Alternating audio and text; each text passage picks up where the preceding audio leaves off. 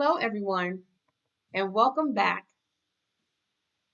We're so happy to have you again tonight. We have our guest, Dr. Raina Alexander. She is going to talk to us about some cold hard facts regarding diabetes. If it's your first time viewing, thank you so much for stopping in. Ladies and gentlemen, Dr. Raina Alexander. Hello, Dr. Alexander. How are you? I'm good. How are you? I'm doing very, very well. Thank you so much for being a part of this series tonight. No problem. Happy to help. Thank you so much. So we'll get right to it.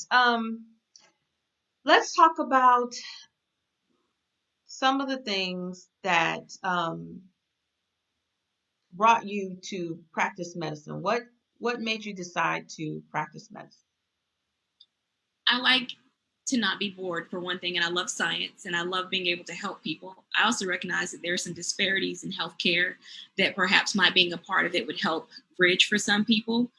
Um, when I was younger, pretty much everybody who I saw at the doctor did not look like me, and I think it's more relatable to talk to someone who looks like you, who you can see has some idea of what your story is, and so that's one of the reasons I went into medicine. Beautiful, beautiful story.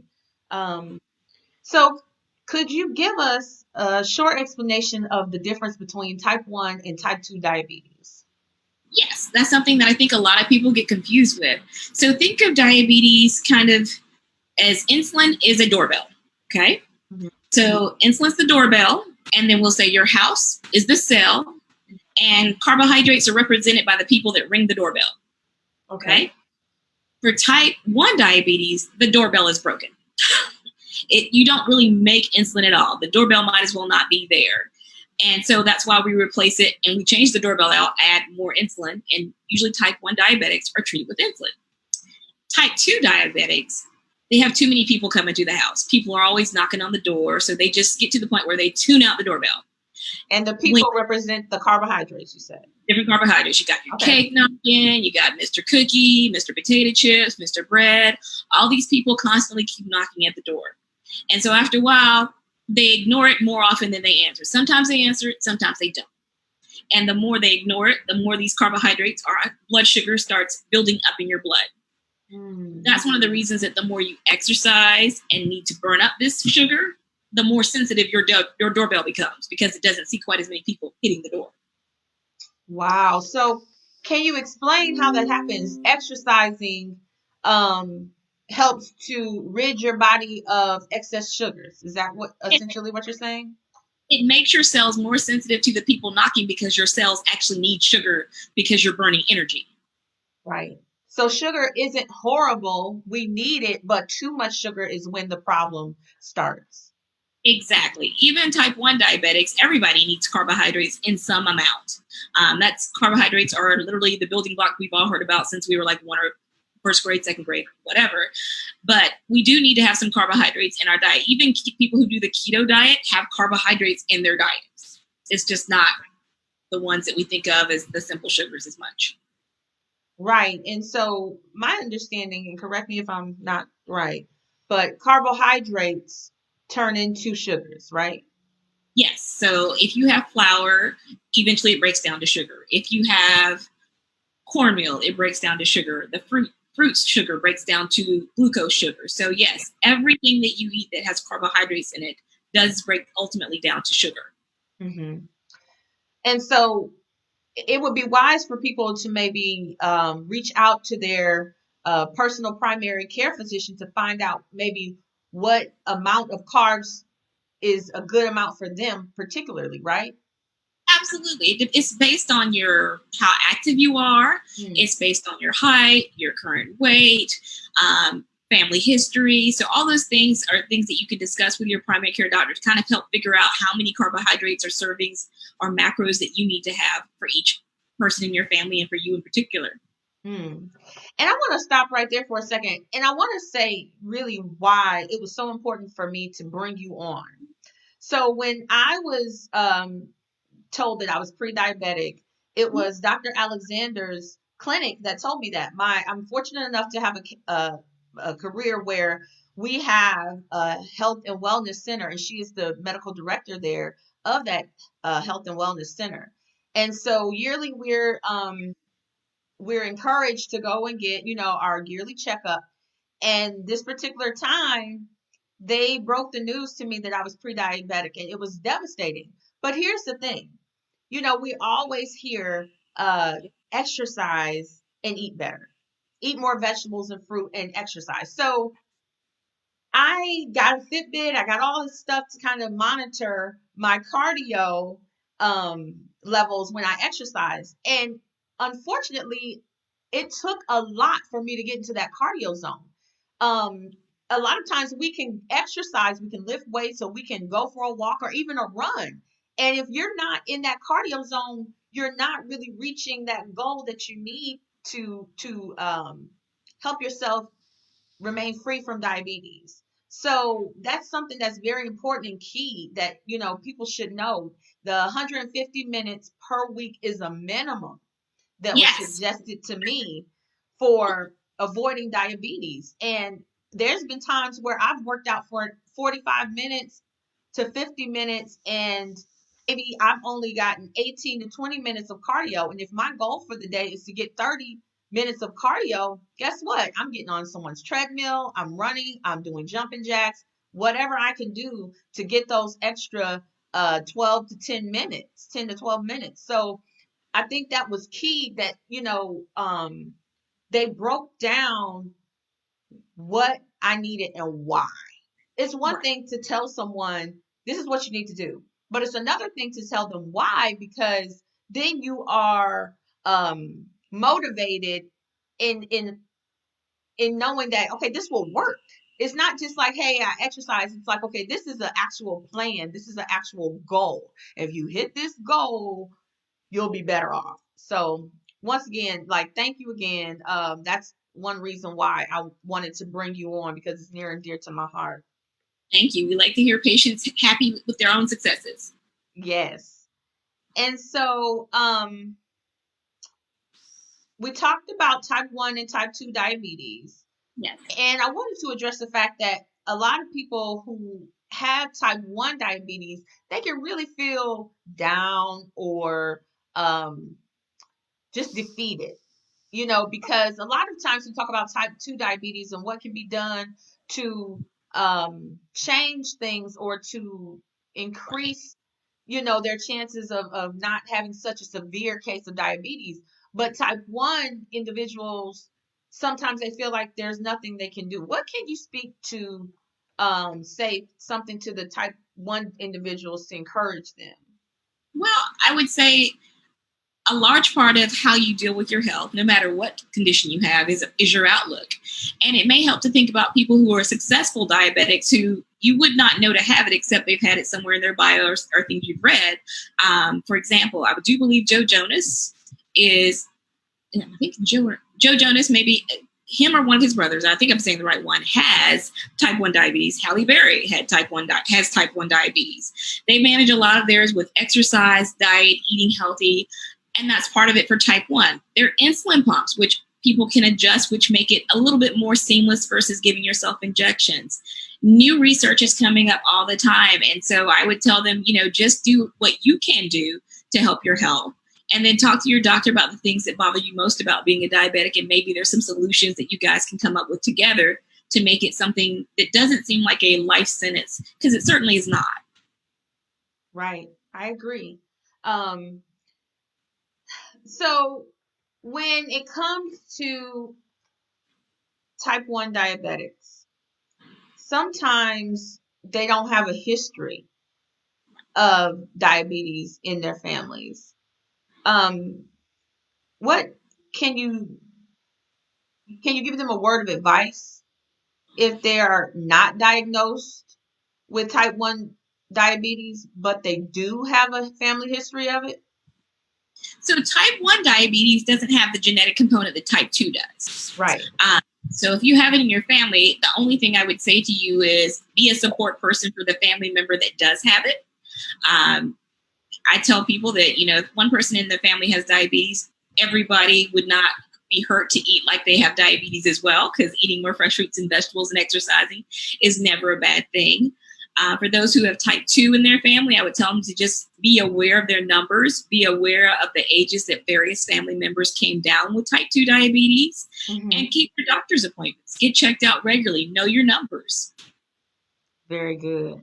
So, speaking of knowing your numbers, one of the things also that you all did, which, from my understanding, is a recent development in the last 10 to 20 years, maybe longer, the A1C test.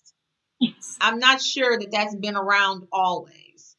And so, my A1C wasn't that bad, but it was, you know, time to kind of have a wake up call. Yes. So, is it detectable for both type 1 and type 2?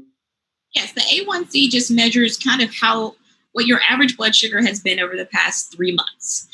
There are certain conditions that will skew that number, such as sickle cell anemia, um, sickle cell trait, even all just plain old anemia. Any of those things can change what your actual sugar. People who smoke, that will change what your A1C. Well, all those things that I just named will falsely elevate your A1C. But Mm. for the average person, the A1C is a great measurement to determine whether you have diabetes, along with fasting blood sugar. If you have a fasting blood sugar greater than 126 on two separate occasions, that equals diabetes.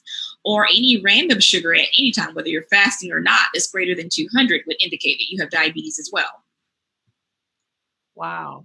So, if someone is a pre-diabetic, what are some of the things that you would tell them to do in order to avoid developing, diabetes? I'm going to sound like a broken record. That whole diet and exercise thing is really key. So let's talk about diet.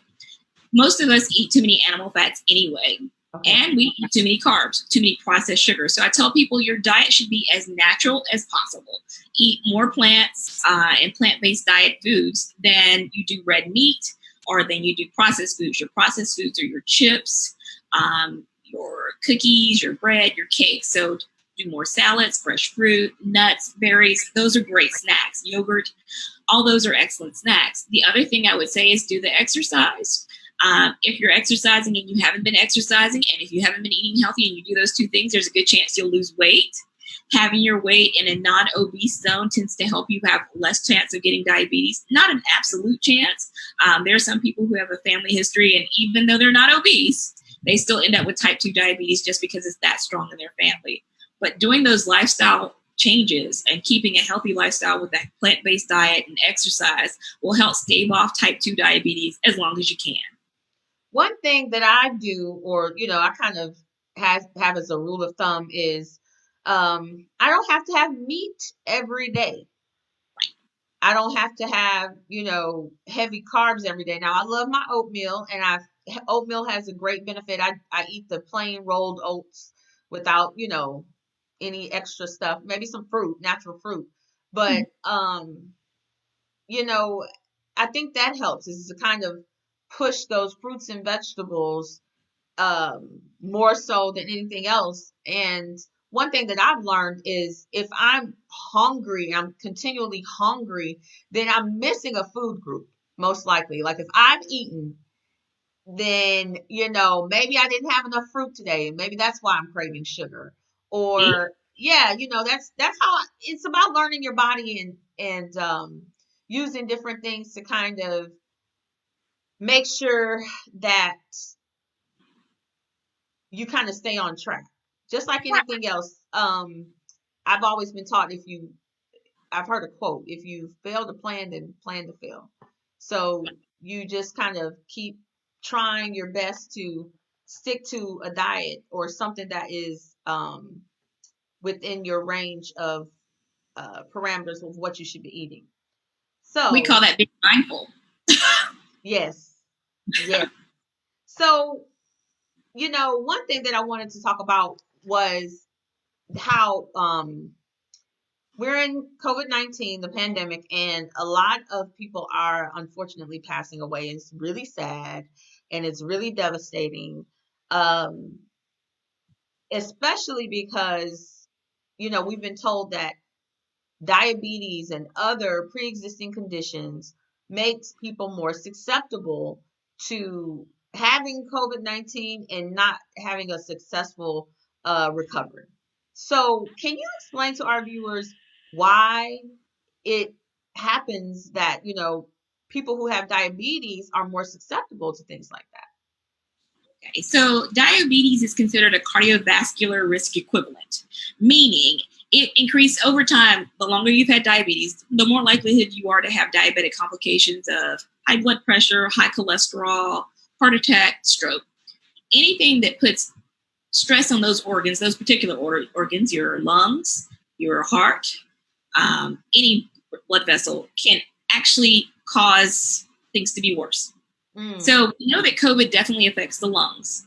If you already have high blood pressure, and let's say your high blood pressure isn't controlled, then your lungs have to work against the infection and the high blood pressure. If you already have heart issues and your heart is trying to get oxygenated, but it's being starved from air because your lungs aren't working, then that can precipitate a heart attack. So any of the organs that are impacted by COVID-19 that your body has to overcome what COVID-19 is doing, plus do its regular function that it's already having a problem with, makes you more susceptible to succumbing to COVID-19 overall.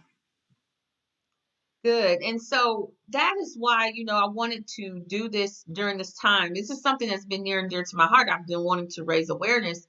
But when, we started to have COVID-19 and people were, not always having successful results, I really wanted to kind of raise awareness to diabetes because maybe some people are diabetic and don't know it. That's Go ahead.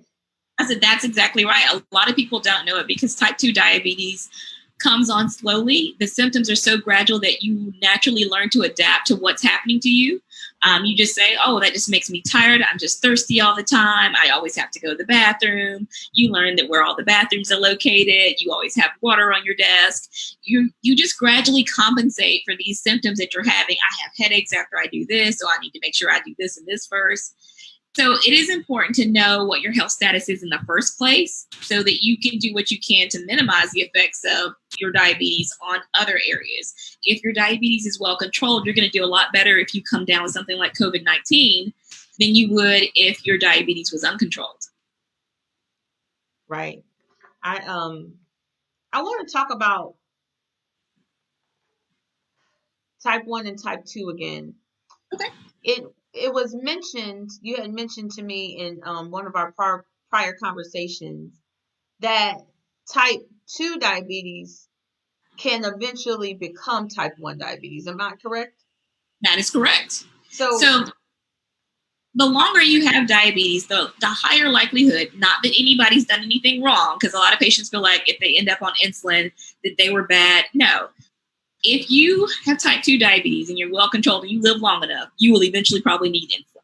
That's just the natural progression of the disease. Eventually, your body won't make enough insulin for your cells to open up and let the sugar in. Just the natural amounts, not anything excessive. So I tell people, look at it this way. If you get to 80 and that's when we first put you on insulin, you did good for a long time controlling it. If you have to go on insulin, then you do the best you can still. You eat healthy, you exercise, and you take your insulin. There are a lot of other medications out there now that they're coming out that are injectables that are insulin that are kind of putting off the time that diabetics may need to go on insulin too. So we just have to stay tuned. Awesome. So let's talk about some long-term effects of diabetes. What are some long-term complications that comes with people that have diabetes? Let's start at the top. So eyes are the first thing I tend to think of. Diabetes can cause blindness over time because if your elevated blood sugars are up, then your sugar deposits or glucose can deposit in areas that in your eyes or your aqueous humor in your eyes. When you have a crystal where there's supposed to be clear fluid, it gets blurry, and that ultimately can lead to blindness. So that's blindness. It can cause strokes because it is, as I said before, a cardiovascular risk equivalent. If you have higher cholesterol and a clot breaks off or a plaque breaks off, goes to your brain, that's a stroke. It can cause heart attacks. It can cause peripheral vascular disease, which means you have a higher risk of losing limbs or organs are not healing well when you get cut or you get injured. It can cause neuropathy. You might not even know you're injured, and that's why a lot of times people, diabetics in particular, end up losing feet because they don't know that they're infected. They have poor circulation, and then they just can't heal well. So those are dialysis, kidneys. Your body is wonderful in how it tries to compensate. Your kidneys try to do their part by making you pee out the sugar. And eventually, you don't just pee out sugar, you pee out everything. And so basically, your filter stops working. And so you need a new filter, i.e., dialysis or a new kidney. So those are some of the longer term consequences of diabetes. Great. And so I wanted to kind of address that because I want people to really take this serious. Diabetes is something that we all have heard of for the most part. You've heard of diabetes. But I wanted to talk about, what can happen if you're not controlling it. But then again, just because you have diabetes doesn't mean that all of these things are going to happen to you. It does not mean that. But we need to be aware of what can happen if we're not taking care of ourselves. Absolutely. So, a patient with diabetes, I think you and I discussed on another conversation, was 102 years old. So yes, you can live mentally competent with diabetes. Yes. So if there were a group of people that you would urge to get their A1C checked, what are the qualifications of those people? So the U.S. Preventive Task Force recommends everybody over the age of 45 be tested at least once. If you're normal, repeat in 3 years. If you have a family history starting at 35, you should get tested. If you're obese starting at 35, actually 30, I believe they just recently changed it, you should be tested. If you're having any symptoms, increased thirst, increased urination, fatigue, blurred vision, headaches, you should get tested. If in a random urine screen somebody notices that you have glucose in your urine, you should be tested. So there are a lot of, the more you say, the more that net just goes wider and wider as to just about almost everybody should be tested at some point in their life. Yes, and that's what I was thinking. I'm like, I want everybody to be tested. Just because it's better to know than to not know, even if they have a slightly elevated A1C. I mean, for myself, if someone told me that I was almost pre-diabetic, like if I was safe but very close to pre-diabetes, I would say, "Oh, I should change," because it's like why get yourself into that zone when you have the tools to know um what you can change. And I'm not going to say, things won't happen. I struggle daily on what I eat and getting out here and exercising. I have to exercise after this live because I haven't exercised in like 2 days. And so I have to fit it in amongst everything else. And it's hard, but it'll be even harder if I'm 60 or 70 years old and I want to enjoy life, but I'm just spending most of my time trying to take care of my medical needs. I hope and pray that the things that I do now will help me down the road. I tell everybody who's still working, they're constantly training for retirement. How you take care of your health now will impact how your health is during retirement. If you don't take care of it now, you'll be taking care of it only during retirement and not being able to do some of the other things you would rather be able to do. Exactly. And even with the cost of taking care of yourself now, or joining a gym or eating healthy, in my experience, the cost of doing that now is far less than spending hundreds of dollars on medication when you're not maybe as able to go out and get a second job to pay for some of those things because you're older, because whatever the case. So spending, the extra money for the good sneakers or the gym or the trainer or whatever it is that you need to be well now, probably be the best investment. Actually, I think a lot of it is about time. Most of us live somewhere that we can find some place to walk for 30 minutes a day. Yeah. YouTube, with the advent of YouTube, there are 101 different exercise videos out there that you can do something. So it doesn't take as much money to get the exercise in as some people think. It does take being committed to putting the time in. And as far as eating healthy, we recommend farmers markets, which also help the local economy, and the vegetables tend to be less expensive than your chain stores. Cooking at home is a lot healthier than eating out. It's also cheaper than eating out. So being healthy in some ways is not quite as expensive as you might think. Exactly. You're right. We do pay for convenience with eating out. It's just more, the convenient thing. You can get a burger for pretty cheap, but you can cook a burger for pretty cheap too. A turkey burger. Yes. And so let's we're headed towards the end of our live. I wanted to kind of dispel some myths and do like a true or false. Sure. All right. So true or false? Okay. Consuming too much sugar is the only concern for individuals who are diabetic or may have a family history of diabetes. That's false. Yes. The reason that's false is it's not just sugar. It can be starches. There are other forms that carbohydrates take other than just strictly sugar. Thank you so much. So the next question is true or false? Someone with type 1 diabetes managing it with insulin can make life changes and no longer need insulin. That's false unless they get a pancreas transplant. And there are some out there. For the most part, type 1 diabetics don't make insulin. So the only way they're going to get it is to get it from outside their body with injections. Right. They can lower the amount they need, but they're still going to need some. Great. And last but not least, only overweight people can be diagnosed with diabetes. That's false. I know plenty of people who are a normal weight who have horrible genetics, and they end up with diabetes. It's partly due to lifestyle. It's partly due to genetics, and that's why we all just have to be aware. Know your family history. Great. So what I'm going to do is play our credits and thank yous. And for those out there who may have questions, this is your time to type your questions in the comments and share the video. And we'll be right back.